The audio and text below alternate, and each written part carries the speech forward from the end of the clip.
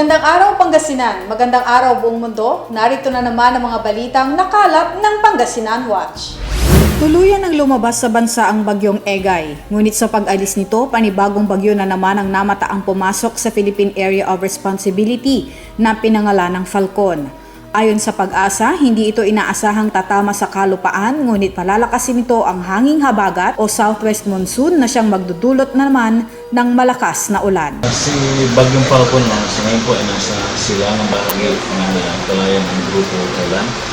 At ito, may kalakasan ito nasa 120 km per hour in center winds. At yung kanyang pagbugso is nasa 150 km per hour. Namataan din ng Pag-asa ang isa pang bagyo na may international name na Nangka sa labas ng Philippine Area of Responsibility. Ayon sa Pag-asa, wala raw dapat ipangamba lalo't hindi na rin ito inaasahang papasok sa PAR. Dahil sa tuloy-tuloy na pag-ulan, pinag-iingat ng Calasiao Municipal Disaster Risk Reduction Management Office ang publiko hinggil sa pag-apaw ng Marusay River. Sa ngayon ay nasa critical level na 5.2 feet above yung normal na level. Konti na lang ay maaari nang magdulot ng baha sa mga low-lying areas, particular sa Lasip at San Vicente. Dagdag ni Villacorta, kasalukuyan ang nasa standby status ang kanilang puwersa bilang paghahanda sa anumang insidente. Naka-alert na ang buong MDR-RMC kasama ang PNP, ang DFP, ang RHU, ang Minister Committee na kung sakasakaling may dumating na mataas na tubig na wag naman sana ay handa tayong responde sa pangangailangan ng ating mga kababayan.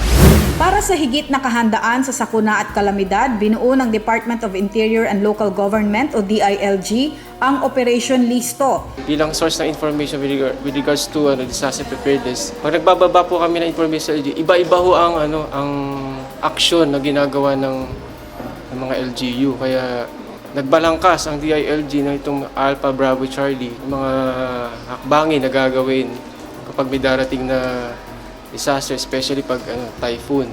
Aniya, makakatulong ang proyekto sa pagbibigay ng direksyon para sa maagap na paghahanda ng komunidad.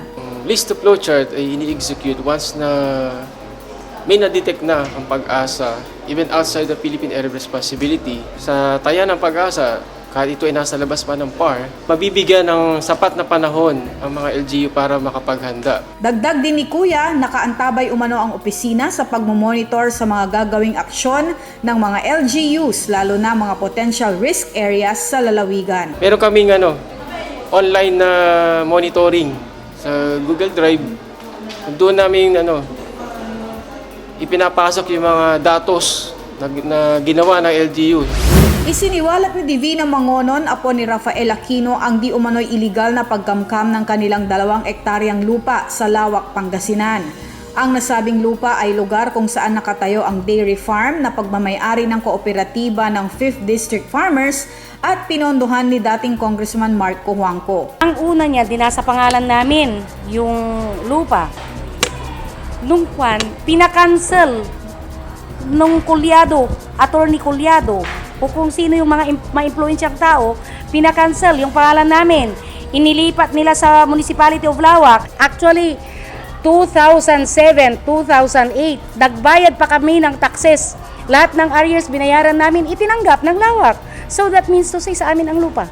Aniya, bibilhin sana ni Lawak Mayor Silverio Alarcio ang lupain, ngunit hindi ito natuloy dahil nakapangalan na ang lupa sa Municipality of Lawak. Nagpaskil pa nga ako dun private property. Pagkatapos yung mga opisyalis ng Lawak that time, inalis yung pinaskil ko. Maraming pangabuso ang nangyari. Pati yung mga tanim ng tenant na mga mais, pinagsisira nila. Samantala, nanawagan si Mangonon na sana'y mabayaran na sila upang mapakinabangan ng lupain ng kanilang lolo. Synthetic rice kung tawagin, galing umano sa China at ipinuslit sa Pilipinas.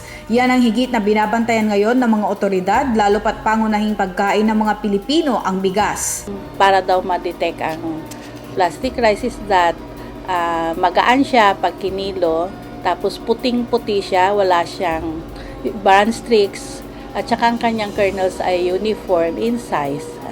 And pag niluto siya is that hindi siya nasisira within 3 days and also hindi siya kumakapit sa kamay kapag hinawakan.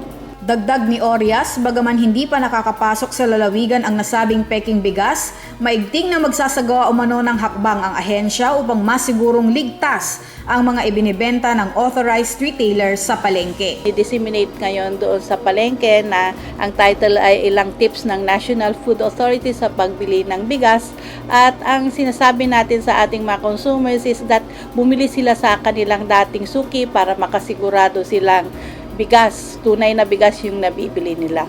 Ayon naman kay Marie Navarro, isang rice retailer sa pamilihang bayan ng Lingayen, malaking pangamba umano ang hatid ng problemang ito. Nangangamba yung mga, lalo na kami na nagtitinda, nangangamba, lalo na rin yung mga bumibili.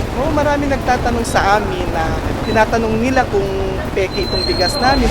At yan ang mga balitang aming nakalap. Ako si Vanch Padilla at ito ang Pangasinan Watch, broadcasting from Pangasinan to the world.